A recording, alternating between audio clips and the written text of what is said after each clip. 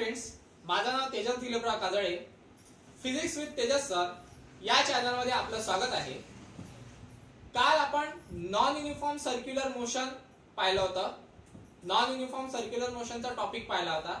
त्याच्या आधी आपण युनिफॉर्म सर्क्युलर मोशन सुद्धा पाहिलेलं आहे. ठीक आहे. आजच्या लेक्चरमध्ये आपल्याला ऍप्लिकेशन पाहायचे आहेत युनिफॉर्म सर्क्युलर मोशनचे. ठीक आहे. त्याच्यानंतर कालच्या टॉपिक मध्ये आपण नॉन युनिफॉर्म सर्क्युलर मोशन पासून स्टार्ट केलं. त्याच्यानंतर सेंट्रिपिटल फोर्स काय असते, सेंट्रिफ्युगल फोर्स काय असते हे आपण पाहिलं. म्हणजे काल आपण 3 टॉपिक्स पाहिले होते, बरोबर आहे. तर आज आपल्याला पाहायचं आहे ऍप्लिकेशन. कोणाचे ऍप्लिकेशन? युनिफॉर्म सर्क्युलर मोशनचे ऍप्लिकेशन पाहायचे. ठीक आहे. तर स्टार्ट करू आपण आजचं लेक्चर. पहा काय आता आजच्या लेक्चर मध्ये काय पाहायचं आपल्याला? Application of uniform circular motion. Okay. Uniform circular motion म्हणजे तर तुम्हाला माहित आहे. युनिफॉर्म सर्क्युलर मोशन म्हणजे काय होते? ज्या वेळेस एखादा पार्टिकल सर्कलच्या अलॉंग फिरत असेल तेव्हा माहित आहे का त्याची जी व्हेलॉसिटी असते ही व्हेलॉसिटी कॉन्स्टंट असते. ओके. तर त्याचंच ऍप्लिकेशन आपल्याला आज पाहायचं आहे. तर त्यामध्ये माहित आहे का पहिलं ऍप्लिकेशन काय आहे? तर पहिलं ऍप्लिकेशन आहे vehicle along a horizontal circular track. म्हणजे जर समजा आपल्याकडे एक गाडी आहे आणि गाडी आपण माहित आहे का चालवत असताना जर समजा एखादा कर्व रोड आला तर कर्व रोड आल्यानंतर आपण ती जी गाडी आहे ती गाडी काय मारतो? टर्न मारतो. ओके. तर टर्न मारत असतानाच आपल्याला डेरिवेशन फाइंड आउट करायचं आहे. म्हणजे टर्न मारत असताना त्या गाडीची व्हेलॉसिटी किती असली पाहिजे हे आपल्याला डेरिवेशन परफॉर्म करायचं आहे. आले लक्षात? नाही तर काय होतं माहिती आहे का, जर समजा की टर्न मारायचा असेल आणि एखाद्या वेळेस माहित आहे का गाडीची स्पीड जास्त असेल तर तिथे गाडी माहित आहे का ही स्लिप होऊ शकते आणि माहित आहे का जो व्यक्ती गाडी चालवत आहे त्याचा ऍक्सिडेंट होऊ शकतो. तर मिनिमम स्पीड किती असली पाहिजे टर्न मारत असताना ते आज आपल्याला इथे काय करायचं आहे हे पाहायचं आहे. आले लक्षात? तर काय टॉपिक आहे आज आपला? Vehicle along a horizontal circular track. म्हणजे एक गाडी आहे आणि ती गाडी माहित आहे का हॉरिझॉन्टल सर्क्युलर ट्रॅक वरून काय करून राहिलेली आहे? टर्न मारून राहिलेली आहे. आले लक्षात? तर तेव्हाची व्हेलॉसिटी आपल्याला फाइंड आउट करायची आहे. एकदम इझी डेरिवेशन आहे. त्याच्यासाठी एक डायग्राम काढलेली आहे. आपण ती डायग्राम पाहून घेऊ काय आहे तर. ओके. एक सी पॉइंट आहे, एक सर्क्युलर ट्रॅक आहे. ओके. आणि ही जी गाडी आहे ही गाडी माहित आहे का सर्क्युलर ट्रॅक वरून काय मारत आहे? टर्न मारत आहे. ओके. तर यामध्ये माहित आहे का 3 कंडिशन डेव्हलप होत आहे. 3 कंडिशन म्हणजे कोणत्या डेव्हलप होत आहे पहा. आता कन्सिडर करा ही जी गाडी आहे ही गाडी माहित आहे का अशा डायरेक्शननी उभी आहे. ओके. किंवा कन्सिडर करा हा एक मोबाईल आहे याला गाडी कन्सिडर करू. ही गाडी माहित आहे का एका ट्रॅकवर काय आहे अशी उभी आहे. ओके. आता उभी आहे म्हणजे माहित आहे का किंवा असं कन्सिडर करा ही माहित आहे का अशी टर्न मारत आहे, अशा पद्धतीने टर्न मारत आहे. टर्न मारत असताना त्याची जी नॉर्मल रिएक्शन आहे ही नॉर्मल रिएक्शन अपवर्ड डायरेक्शननी असते. ओके. आणि त्याचं जे वेट आहे हे डाऊनवर्ड डायरेक्शननी असते. बरोबर आहे ना? म्हणजे जर समजा कन्सिडर करा एखादा व्यक्ती उभा आहे.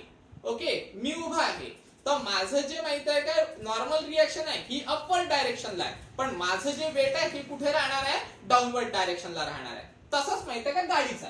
गाडी जेव्हा माहित आहे का टर्न मारेल तेव्हा त्याची जी रिएक्शन आहे नॉर्मल रिएक्शन ही अपवर्ड डायरेक्शनला राहील आणि त्याचं जे वेट आहे हे डाऊनवर्ड डायरेक्शनला असते. ठीक आहे. त्याच्यानंतर आता जो काही सर्क्युलर ट्रॅक आहे त्याची जी रेडियस आहे ती रेडियस आपण किती घेणार आहे? आर एवढी रेडियस घेणार आहे. तर इथे 3 कंडिशन डेव्हलप होतात. तर त्याच्यातली पहिली कंडिशन पाहू आपण. पहिली कंडिशन काय आहे? तर जी नॉर्मल रिएक्शन आहे, काय म्हटलं आपण? Normal reaction. ती नॉर्मल रिएक्शन अपवर्ड डायरेक्शननी असेल. म्हणजे नॉर्मल रिएक्शन हे कुठे आहे? अपवर्ड डायरेक्शननी. ओके. अपवर्ड डायरेक्शननी. त्याच्यानंतर सेकंड कंडिशन. सेकंड कंडिशन काय आहे? जे वेट आहे हे डाऊनवर्ड डायरेक्शनला आहे. बरोबर. म्हणजे मग जे काही वेट असेल आपलं वेटचा फॉर्म्युला काय असतो? mg. ओके. तर जे वेट आहे म्हणजेच काय आहे? mg. हे mg कुठे असणार आहे? डाऊनवर्ड डायरेक्शननी. डाऊनवर्ड डायरेक्शननी. आले लक्षात? पण इथे माहिती आहे काय एक गोष्ट लक्षात घेण्यासारखी आहे. कोणती गोष्ट? तर कन्सिडर करा ज्या वेळेस ही जी नॉर्मल रिएक्शन आहे, ही नॉर्मल रिएक्शन बॅलन्स कोण करते, तर बॅलन्स करणारी व्यक्ती असते वेट. आलं लक्षात. जर समजा आपल्याकडे गाडी आहे आणि ही गाडी जेव्हा टर्न मारत असताना माहित आहे का, त्याची नॉर्मल रिएक्शन कोण बॅलन्स करत असते, तर वेट बॅलन्स करत असते. आलं लक्षात. म्हणजेच माहित आहे का, आपण माहित आहे का इथे असं म्हणू शकतो की जी नॉर्मल रिएक्शन आहे, ओके, ही नॉर्मल रिएक्शन कोण बॅलन्स करते, तर एमजी बॅलन्स करते. आलं लक्षात. कारण नॉर्मल रिएक्शन मुळेच माहित आहे का, ती जी गाडी आहे ती व्यवस्थितरित्या टर्न मारू शकते. आलं लक्षात. जर नॉर्मल रिएक्शन तिथे नसेल तर तिथे माहित आहे का, काही गडबड होण्याचे चान्सेस आहे, म्हणजे काहीतरी ऍक्सिडेंट वगैरे होण्याचे चान्सेस आहे. आलं लक्षात. म्हणून वेट कोण सांभाळते, तर नॉर्मल रिएक्शन. आपण उभं का बरं राहू शकतो, एकदम स्थिर उभं का बरं राहू शकतो, कारण माहित आहे का, आपलं जे वेट आहे ते बॅलन्स करण्यासाठी काहीतरी रिएक्शन लागून राहिलेली आहे. आलं लक्षात.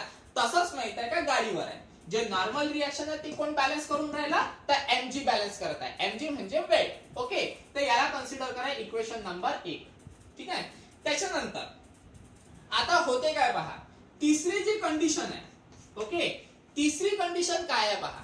आता जी गाडी आहे ती गाडी माहित आहे का टर्न मारत आहे सर्क्युलर ट्रॅक वरून. आता सर्क्युलर ट्रॅक वरून जर समजा टर्न मारत असेल तर तिथे माहित आहे का, आपल्याला जो फोर्स मिळेल तो सेंट्रिपिटल फोर्स मिळेल. बरोबर आहे ना. जो गाडीवर फोर्स लागत आहे तो कोणता फोर्स मिळणार आपल्याला, सेंट्रिपिटल फोर्स. आता मी सेंट्रिपिटल का बरं म्हणतोय, कारण माहित आहे का, जी गाडी आहे ती व्यवस्थितरित्या टर्न मारत आहे, म्हणजे या सर्क्युलर पाथवर माहित आहे का व्यवस्थितरित्या टर्न मारत आहे, म्हणजे त्याची जी पोझिशन आहे ही पोझिशन टुवर्ड्स द सेंटर राहील. बरोबर आहे. त्याची जी पोझिशन आहे ही कुठे राहणार आहे, टुवर्ड्स द सेंटर. कारण जर समजा आपण इथे सेंट्रिफ्युगल फोर्सचा वापर केला असता तर ही जी गाडी आहे ही अवे फ्रॉम द सेंटर गेली असती. अवे फ्रॉम द सेंटर म्हणजे स्लिप झाली असती, तिचा ऍक्सिडेंट झाला असता. बरोबर आहे ना. पण आपल्याला ऍक्सिडेंट करायचा आहे का, नाही. आपल्याला काय करायचं आहे, ती गाडी माहिती आहे का व्यवस्थितरित्या टर्न मारलं पाहिजे, असं काहीतरी आपल्याला करायचं आहे. आणि ती गाडी माहिती आहे का व्यवस्थितरित्या टर्न मारत असल्या कारणाने तिथे त्या गाडीवर कोणता फोर्स अप्लाय होत आहे, तर सेंट्रिपिटल फोर्स अप्लाय होत आहे. का बरं, कारण सेंट्रिपिटलचा फॉर्म्युला काय आहे, किंवा सेंट्रिपिटलची डेफिनेशन काय आहे, along the radius towards the centre. काल मी तुम्हाला माहिती आहे का सेंट्रिपिटल सांगत असताना एक एक्झाम्पल दिलं होतं कांद्याचं. कांदा घेतला होता आपण, त्याला दोरी बांधली होती आणि तो माहिती आहे का आपण काय करत होतो, फिरवत होतो. आता तो फिरत का बरं होता, कारण माहित आहे का त्या कांद्याला दोरी काय करत आहे, अटॅच आहे, म्हणून तो फिरत होता. दोरी जर समजा तुटली असती तर कांदा फिरला असता का, नाही. तसंच माहित आहे का इथे आहे, गाडी व्यवस्थित टर्न का बरं मारत आहे, कारण माहित आहे का त्याच्यावर सेंट्रिपिटल फोर्स अप्लाय होऊन राहिलेला आहे. जर समजा सेंट्रिपिटल फोर्स अप्लाय झाला नसता तर ती गाडी काय झाली असती, स्लिप झाली असती. येऊन राहिलं लक्षात. म्हणजे तिसरी जी कंडिशन आहे, तिसरी कंडिशन आपल्याला काय मिळते, तर सेंट्रिपिटल फोर्स पाहायला मिळतो. तर सेंट्रिपिटल फोर्सची डेफिनेशन फॉर्म्युला तुम्हाला माहित आहे, कालच आपण डिराइव्ह केला होता. काय होता फॉर्म्युला सेंट्रिपिटल फोर्सचा, तर तो फॉर्म्युला होता mv स्क्वेअर बाय r. बरोबर आहे ना. हाच फॉर्म्युला आपण वास्तविकता आपण 3 फॉर्म्युले काढले होते, पण मी तुम्हाला हे सांगितलं होतं mv स्क्वेअर बाय r हा फॉर्म्युला खूप महत्वाचा आहे. ओके, तर तोच फॉर्म्युला आपण काय करत आहे इथे वापरत आहे. तर तो सेंट्रिपिटल फोर्सचा फॉर्म्युला घेऊ आपण, त्याला म्हणू CP FCP. Okay, centripetal force, याला म्हणू इक्वेशन नंबर कन्सिडर करा 2. ठीक आहे. तर ह्या 3 कंडिशन्स तिथे काय झाल्या, डेव्हलप झाल्या. एक म्हणजे normal reaction upward direction, weight हे downward direction, normal reaction balance करून राहिलं वेटला, म्हणून एक इक्वेशन मिळालं n is equal to mg. आणि तिसरी कंडिशन म्हणजे त्या गाडीवर सेंट्रिपिटल फोर्स अप्लाय होत आहे, म्हणून तो सेंट्रिपिटल फोर्स घेतला आपण mv square bye r, equation number 2. ठीक आहे.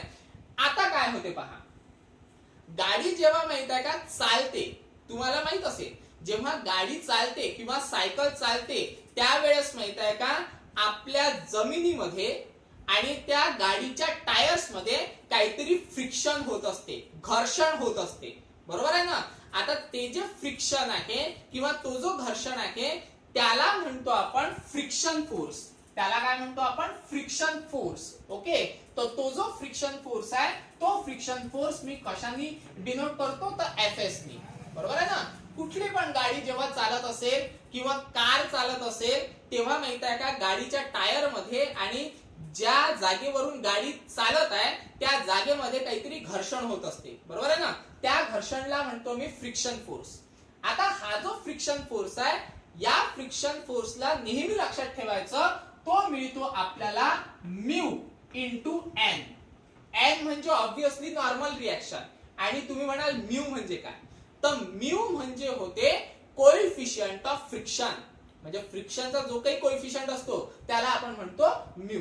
आलं लक्षात? तर हे एक इक्वेशन तुम्हाला व्यवस्थित लक्षात ठेवायचं आहे. तर काय मिळून राहिलं आपल्याला? Fs is equal to mu into N.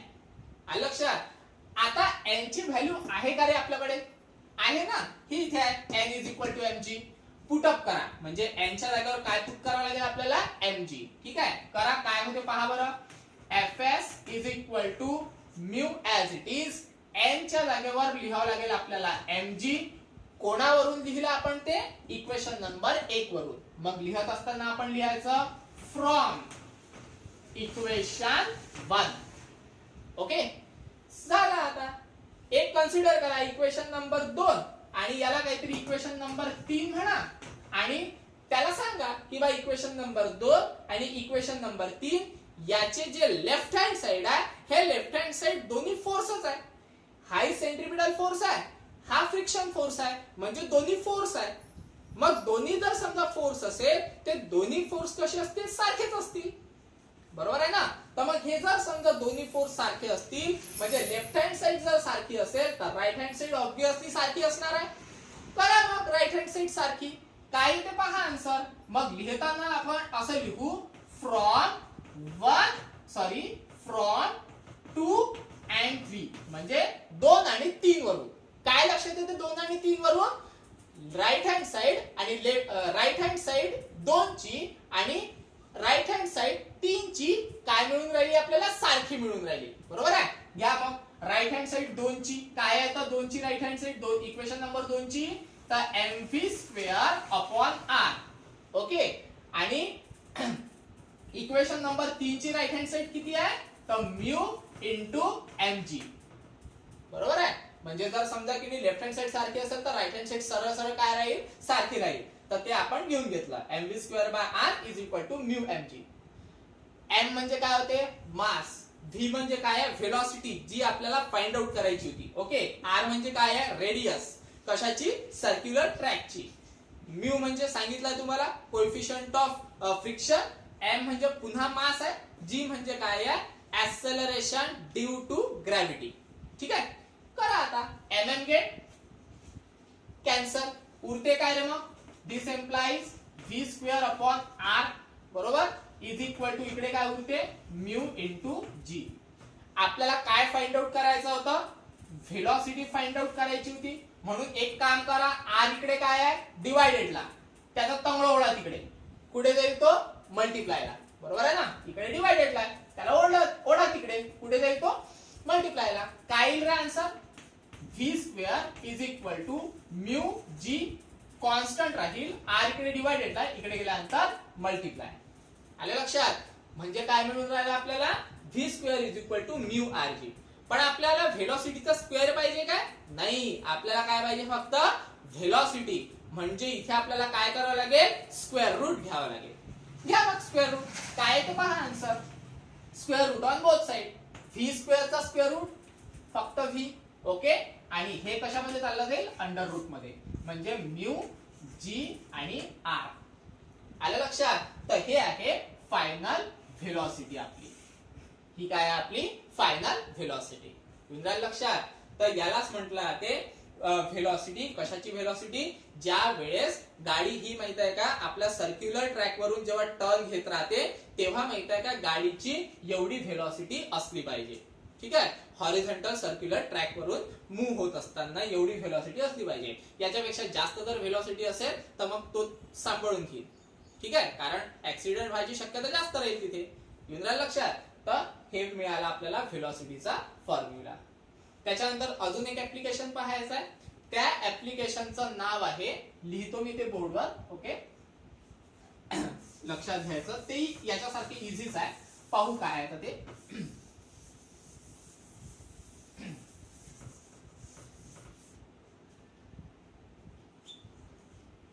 Application number 2 म्हणजे बी ऍप्लिकेशन. त्याचं नाव आहे well of death. Well of death. आता तुम्ही म्हणाल सर मगाशी आपण माहित आहे का असा एक कन्सेप्ट पाहिला की जिथे माहित आहे का गाडी व्यवस्थितरित्या टर्न मारून राहिली, बरोबर आहे, आणि आता तुम्ही म्हणून राहिले वेल ऑफ डेथ. डेथ म्हणजे डायरेक्ट स्वर्गच असं आहे का? तसं नाही आहे ते. वेल ऑफ डेथ म्हणजे काय? मौत का कुआ. गेला असाल ना डिस्नीलँड मध्ये, तिथे मौत का कुआ, तो गाडी घेते त्या याच्यामध्ये फिरवते असा गुरगुर गुरगुर. तर तेच पाहायचं आपल्याला, म्हणजे तो बॅलन्स कसा करू शकतो ती गाडी. आलं लक्षात? कारण ते माहितीये का शेप कसा असतो, असा ड्रम लाईक शेप असतो आणि त्या ड्रमच्या काठावरून तो गाडी चालवतो, बरोबर आहे ना. तर मग तो बॅलन्स कसा करतो त्या स्वतःला, तर ते आपल्याला फाइंड आउट करायचं आहे. ठीक आहे. तिथे पण जी काही व्हेलॉसिटी निघत असेल ती व्हेलॉसिटी आपल्याला काय करायची आहे, तिथे फाइंड आउट करायची आहे. आलं लक्षात? तर फाइंड आउट करू आपण. काय येते तर पाहू आपण आता. कन्सिडर करा आता वेल ऑफ डेथ मध्ये एक डायग्राम लागेल आपल्याला. तर ती डायग्राम आहे अशा पद्धतीने. एक ड्रम काढतो मी, ठीक आहे, एक ड्रम काढतो, ओके. त्याच्यानंतर याच्यामध्ये माहित आहे का ही एक इथे कुठेतरी गाडी असेल आणि ती गाडी माहित आहे का फिरत असेल, ओके. त्याची जी नॉर्मल रिएक्शन आहे ही normal reaction towards the centre राहील, ठीक आहे. त्याच्यानंतर फ्रिक्शन फोर्स जो आहे हा अपवर्ड डायरेक्शनने राहील, ठीक आहे. आणि त्याचं जे वेट आहे ते ऑब्विसली डाऊनवर्ड डायरेक्शनने राहील. पुन्हा इथे माहित आहे का 3 कन्सेप्ट लागत आहे. Normal reaction towards the centre, okay. त्याच्यानंतर फ्रिक्शन फोर्स मिळेल आपल्याला वरती म्हणजे अपवर्ड डायरेक्शननी. त्याच्यानंतर वेट जे आहे हे कुठे मिळेल आपल्याला, डाऊनवर्ड डायरेक्शननी. मग आता माहित आहे काय, कन्सिडर करा एन म्हणजे काय, नॉर्मल रिएक्शन. तो काय म्हणत आहे, normal reaction towards the centre. एक अशी डेफिनेशन तुम्ही लक्षात घेतली असेल, along the radius towards the centre. कशाची डेफिनेशन आहे रे, सेंट्रिपिटल फोर्सची. आणि इथे नॉर्मल रिएक्शन ही काय म्हणत आहे, टुवर्ड्स द सेंटर. म्हणजेच काय, तर याच्यावरून एक अजून आपल्याला इक्वेशन पाहायला मिळते, n is equal to centripetal force. आलं लक्षात? n is equal to काय, सेंट्रिपिटल फोर्स. तर सेंट्रिपिटल फोर्स किती असतो रे आपला, सेंट्रिपिटल फोर्स असतो mv²/r. इथपर्यंत आलं लक्षात, ओके. त्याच्यानंतर फ्रिक्शन फोर्स. आता फ्रिक्शन फोर्स मगाशीच पाहिला आपण, काय मिळाला होता, तर फ्रिक्शन फोर्स काय होता आपला, F is equal to काय मिळाला होता, म्यू इंटू n, बरोबर आहे. असा काहीतरी आपल्याला फ्रिक्शन फोर्स मिळाला होता, बरोबर. तर एक ही कंडिशन झाली. त्याच्यानंतर एक मिळून राहिला आपल्याला mg. तर mg म्हणजे पण काय होतो, एक प्रकारचा फोर्सच होतो. mg म्हणजे पण काय आहे, एक प्रकारचा फोर्सच आहे. तर एक घेतो मी, कन्सिडर करा mg म्हणजे F is equal to mg. येऊन राहील लक्षात? तर F is तुम्ही म्हणाल sir F is equal to mg म्हणजे म्हणजे वेट, हे फोर्स कसं काय, तर याच्यासाठी माहित आहे का, लक्षात घ्या फोर्सचा फॉर्म्युला काय असतो रे आपला, father is equal to mass, बरोबर आहे. ए म्हणजे काय असते, ऍक्सेलरेशन. तर इथे माहित आहे का जी कोणाचं काम करत आहे, ऍक्सेलरेशनचं काम करत आहे. का बरं, कारण माहित आहे का जी काय आहे, ऍक्सेलरेशन ड्यू टू ग्रॅव्हिटी आहे. आलं लक्षात? म्हणून मग माहित आहे का, कन्सिडर करा या ए च्या जागेवर मी जी ठेवू शकतो, एम हा ऍज इट इज आणि फोर्स पण ऍज इट इज. म्हणजेच फोर्स इज इक्वल टू काय आहे, मास इंटू ग्रॅव्हिटी. इथपर्यंत आलं. आता इथे माहित आहे का, जो काही आपण फ्रिक्शन फोर्स घेतलेला आहे तो फ्रिक्शन फोर्स एकदम इक्वल राहत नाही. तो कसा राहतो माहित आहे का, ग्रेटर ऑर इक्वल. तो फोर्स कसा मिळतो आपल्याला, ग्रेटर ऑर इक्वल. तुम्ही म्हणाल sorry, friction force less or equal, okay. Friction force is less or equal to mu N. तुम्ही म्हणाल लेस ऑर इक्वल टू का बरं, त्याचं कारण असं आहे, ज्या वेळेस आता हा की नाही ड्रमचा सरफेस आहे आणि या ड्रमच्या सरफेस वरून तो जो मौत का कुवावाला माणूस आहे तो मौत का कुवावाला माणूस की नाही अशी गाडी चालून राहिला. आता अशी गाडी जर समजा चालवत आहे तर तिथे ऑब्विसली राजा फ्रिक्शन कमी राहील ना, कारण त्याचं माहित आहे का थोडी जरी स्पीड कमी झाली तर तो धपकन खाली पडेल ना. मग जर समजा की नाही थोडी जरी स्पीड त्याची कमी जास्त झाली तर तिथे माहित आहे का तो खाली पडायचे चान्सेस जास्त आहे. म्हणून माहित आहे का फ्रिक्शन जे आहे ते फ्रिक्शन एकदम कमी राहणार तिथे. आले लक्षात? फ्रिक्शन कसं राहील? खूप कमी राहील. म्हणून माहित आहे का इथे जे फ्रिक्शन घेऊन राहिलो आपण ते लेस ऑर इक्वल टू घेऊन राहिलो. घेऊन राहिलं लक्षात? ओके. कारण कसं असतं माहित आहे का जर समजा फ्रिक्शन कमी असेल तर स्लिप व्हायचे चान्सेस जास्त असते. जसं आता जर समजा सरफेस असेल तो ओला सरफेस असेल तो ओल्या सरफेस वरून माहित आहे का आपला पाय लवकर घसरते. का बरं घसरते? कारण फ्रिक्शन तिथे कमी असते. तर इथे माहित आहे का फ्रिक्शन कमी आहे कारण या सरफेस वरून गाडी घसरायचे चान्सेस काय राहू शकते? जास्त राहू शकते. युद्राल लक्षात? म्हणून इथे मी किती फ्रिक्शन फोर्स काय घेतलेला आहे? Less or equal to mu N. एक काम करा याला इक्वेशन 1 म्हणा, याला 2 म्हणा, याला काहीतरी 3 म्हणा. एक काम करा एन ची व्हॅल्यू आहे ना ही या इक्वेशन नंबर 2 मध्ये टाकून द्या. काय येते पहा बरं आन्सर. तर लिहत असताना असं लिहू आपण फ्रॉम कुठून तर कुठपर्यंत 1 आणि 2 पर्यंत. ओके. काय येते आन्सर पहा बरं. Fs is less or equal to mu N. Mu तर ऍज इट इज आहे. एन ची व्हॅल्यू काय आहे? mv square by r. टाका मग mv स्क्वेअर अपॉन आर. बरोबर ना. आता एक काम करा फोर्स म्हणजे काय आपल्याकडे mg. म्हणजे पुन्हा आपल्याला काय करावं लागेल फोर्स mg आहे तर mg ची व्हॅल्यू इथे पुट अप करा. काय येते आन्सर पहा. फोर्सच्या जागेवर आपण टाकणार mg म्हणजे mg is greater or equal to mu mv square upon r. ठीक आहे. तर लक्षात घ्यायचं इथे भलाई फोर्स हा वेट असला तरी माहित आहे का हा फोर्स आणि फ्रिक्शन फोर्स काय राहणार आहे तिथे सारखाच राहणार आहे. म्हणजे आपण माहित आहे का या फ्रिक्शन फोर्सच्या जागेवर म्हणजे Fs च्या जागेवर mg ठेवू शकतो. तुम्हाला लक्षात? ओके. तर mg ठेवला तर सिंपली काय होईल mm गेट कॅन्सल. ओके. त्याच्यानंतर आपल्याला काय पाहिजे? व्हेलॉसिटी पाहिजे ना. तर मग एक काम करा व्हेलॉसिटी पाहिजे तर म्यू डिवाइडेड ला सॉरी मल्टिप्लाय ला इकडे आल्यानंतर काय होईल तो डिवाइडेड ला येऊन जाईल. आर इकडे काय आहे डिवाइडेड ला इकडे गेल्यानंतर काय होईल तो मल्टिप्लाय ला चालला जाईल. बरोबर आहे. म्हणजे काय ते आन्सर पहा म्यू इकडे गेल्यावर काय होईल डिवाइडेड ला. ओके. आर इकडे आल्यावर काय होईल मल्टिप्लाय ला. ठीक आहे. Greater or equal to v square. आपल्याला व्ही स्क्वेअर पाहिजे काय? नाही. आपल्याला काय पाहिजे? फक्त व्ही पाहिजे. करा मग दिस एम्प्लाइज काय करावं लागेल स्क्वेअर रूट घ्या दोन्ही साईडचा. स्क्वेअर रूट घेतला तर काय मिळेल आपल्याला? एक काम करू इकडे कंटिन्यू करतो. स्क्वेअर रूट घ्या. स्क्वेअर रूट म्हणजे काय येईल व्ही फक्त. ओके. त्याच्यानंतर व्ही च्या इकडे माहित आहे काय ग्रेटरचा साइन आहे इक्वल टू काय मिळेल आपल्याला अंडर रूट मध्ये rg upon mu. Under root मध्ये काय बरं कारण आपण दोन्ही साईडचा स्क्वेअर रूट घेतला. व्ही स्क्वेअरचा स्क्वेअर रूट व्ही आणि याचा स्क्वेअर रूट निघत नाही तर तो आपल्याला काय करावा लागेल स्क्वेअर रूटच्या आतमध्ये टाकावा लागेल. ठीक आहे. तर हे आहे आपलं मौत का कुआ म्हणजे वेल ऑर डेथ. ओके. तर इथे दोन्ही कन्सेप्ट झालेले आहेत दोन्ही ऍप्लिकेशन झालेले आहेत. उद्या आपण नेक्स्ट ऍप्लिकेशन पाहू किंवा नेक्स्ट टॉपिक पाहू काय आता. ठीक आहे. आज स्टॉप करू. धन्यवाद.